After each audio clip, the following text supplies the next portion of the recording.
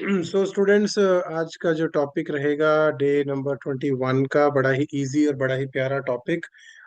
बिल्कुल ही आपको फ्री के नंबर दिलवाने वाला जो हमारा टॉपिक है उसका नाम है the difference between dia, para and ferro.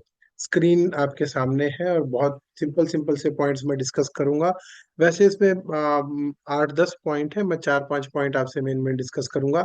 Dia magnetic substance जो होते हैं वो वीकली रिपेल्ड होते हैं, मतलब वो मैग्नेटिक फील्ड से दूर जाते हैं। आप उसको मैग्नेटिक फील्ड के पास लेके आओगे तो वो वहां से दूर जाएंगे। पैरामैग्नेटिक जो होते हैं वो फीबली या वीकली ही बोल सकते हो आप, वीकली अट्रैक्ट होते हैं, तो वो स्ट्रॉन्ग फील्ड से सॉरी वो वीक फील्ड से स्ट्रॉन्ग फील्ड की तरफ आएंगे।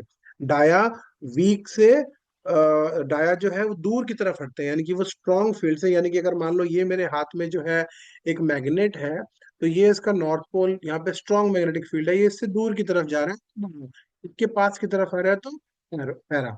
और फेरोमैग्नेटिक जो होते हैं वो स्ट्रांगली अट्रैक्ट होते हैं, वो एकदम से भाग के आते हैं। जैसे आयरन को मैग्नेट के पास रखोगे तो एकदम भाग के आता है, अट्रैक्ट करते हैं, तो वो फेरोमैग्नेटिक सब्सटेंस होते हैं। एग्जाम्पल आप देखो, 2-4 एग्जाम्पल याद कर लो। जैसे बहुत सिंपल एग्जाम्पल जो आपको याद रखने का है वो है गोल्ड और सिल्वर, ये आप इजीली याद कर सकते हो। गोल्ड और सिल्वर क्या है? डाया मैग्नेटिक है। यहाँ पर अगर मैं बात करूँ तो एल्यूमिनियम एंड क्रोमियम, ये जो है ये पैरामैग्नेटिक है, ठीक है। और यहाँ पर आपको पता ही है आयरन, कोबाल्ट, निकल, ये सारे किस में आ जाते हैं? फेरोमैग्नेटिक सब्सटेंस में आ जाते हैं। अगले पॉइंट की ओर चलता हूँ।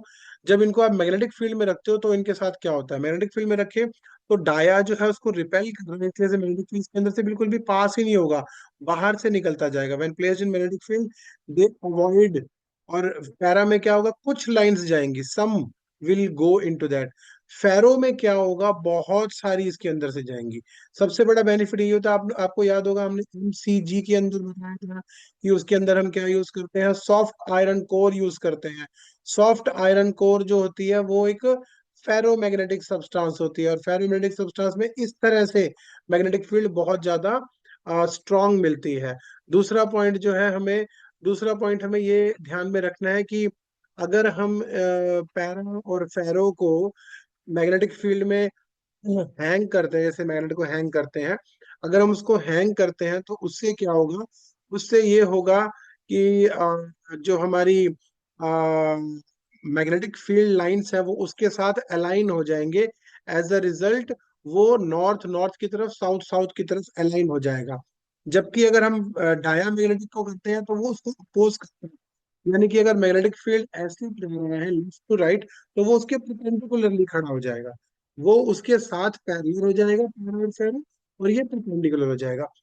फेरोमैग्नेटिक में जो सबसे इंपॉर्टेंट चीज आपको समझने की है वो ये है, मैं एक छोटा सा पॉइंट आपको और बताऊंगा।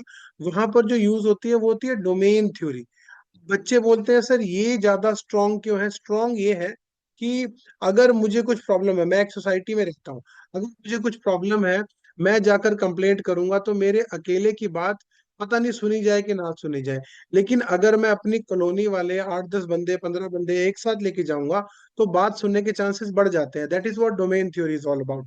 डोमेन थ्योरी में बहुत सारे डोमेन्स होते हैं, छोटी छोटी कॉलोनीज होती हैं, और इन सब कॉलोनीज का अपना अपना डाइपोल मोमेंट है। इनिशियली तो सब रैंडम होते हैं, लेकिन जैसे ही आप इसको मैग्नेटिक फील्ड में रखते हो ये सब एक साथ अलाइन हो जाते हैं। मतलब आप ये कह सकते हो कि छोटे छोटी जगह के एमसी, जो म्यूनिसिपल कॉरपोरेशन के कमिश्नर होते हैं, म्यूनिसिपल कमिश्नर, वो सारे इकट्ठे होके अगर एमएलए के पास जाएंगे तो एमएलए शायद उनकी बात ज्यादा सुनेगा, rather than a single person, common man will go to the MLA. तो ये चीज यहाँ पर ध्यान रखना, डोमेन बना देते हैं। डोमेन का मतलब हो जाता है एक साथ इकट्ठे चलते हैं।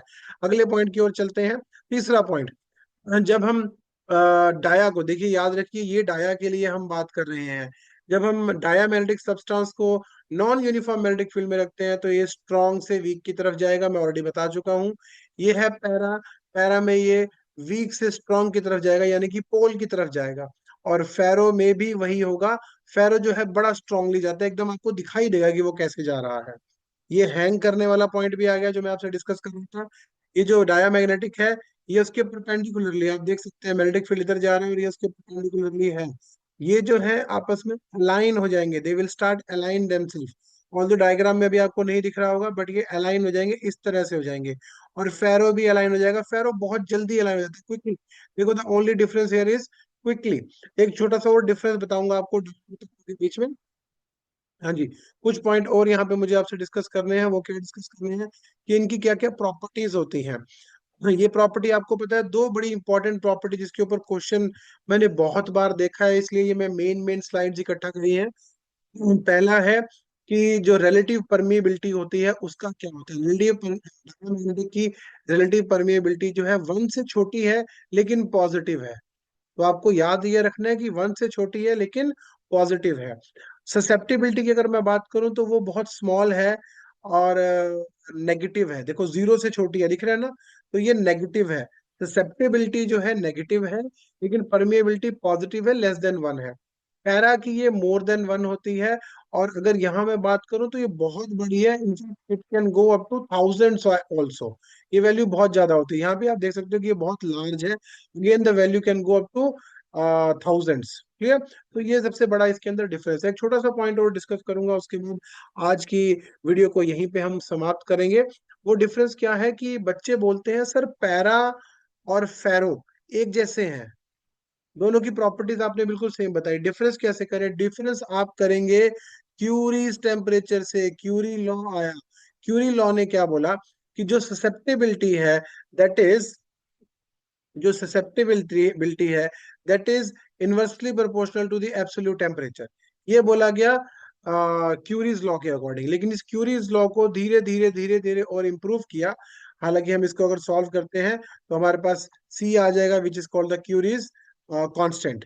अब इसको और इम्प्रूव किया और इसको बनाया हमने एक और law, which is called Curie Weiss law. दूसरा एक साइंटिस्ट आया, उसने इसके अंदर कुछ पॉइंट ऐड किया और उसने क्या बोला कि ये जो ससेप्टेबिलिटी है inversely proportional to T minus T C है, where T C is Curie's temperature. अब इस क्यूरी टेम्परेचर से क्या होगा। देखो टेम्परेचर बढ़ने से, इनवर्सली प्रोपोर्शनल है, इसका मतलब ये टेम्परेचर बढ़ने से मैग्नेटिक प्रॉपर्टी लूज होती है। तो अगर आप टेम्परेचर बढ़ाओगे तो फेरो जो है पैरा बन जाएगा। तो क्यूरीज टेम्परेचर से आपको ये पता चलता है कि अगर आप क्यूरी टेम्परेचर से ऊपर जाओगे तो जो फेरो मैग्नेटिक है वो फेरो मैग्नेटिक नहीं रहेगा, वो पैरा बन जाएगा। बस आपको यही चीज ध्यान रखनी है। क्यूरीज टेम्परेचर से अगर आप राइज करते हैं तो ferromagnetic will become paramagnetic, और उससे नीचे अगर रहते हैं तो वो रहेगा और बहुत अच्छा आपको मैग्नेटिज्म शो करेगा। आज की वीडियो में हमने डिस्कस किया डाया पैरा और सैरो के बीच का difference. Very very important, 2 number का आपका क्वेश्चन, ये 1 मार्क में कहीं एमसीक्यू इसका आ सकता है, जिसका मेन टॉपिक ससेप्टेबिलिटी और रिलेटिव परमिएबिलिटी हो सकता है। इसी आशा के साथ कि आप लोग ढंग से पढ़ रहे होंगे, बहुत अच्छे अच्छे मार्क्स के लिए ट्राई कर रहे होंगे। सी यू टुमारो।